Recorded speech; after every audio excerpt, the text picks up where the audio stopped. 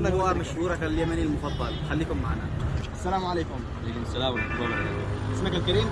بس محمد عبد العال. طيب يا أستاذ أنس، من هو مشهورك اليمني المفضل؟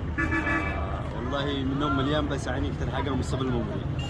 ونعم بمصطفى المومري. لماذا اخترت مصطفى المومري؟ لأنه يا أخي رجل حقاني ويجيب كلمة الحق. ونعم والله، كلنا نتفق.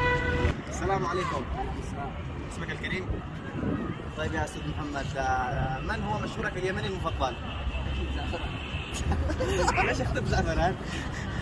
زعفران يا اخي تندش الاخوان، تندش يعني جميع المندشين تندشهم. والله ونعم بزعفران. يا غالي انت معك قناه باليوتيوب ولا؟ أيوه. اسم القناه؟ بشار العباسي. السلام. اسمك الكريم؟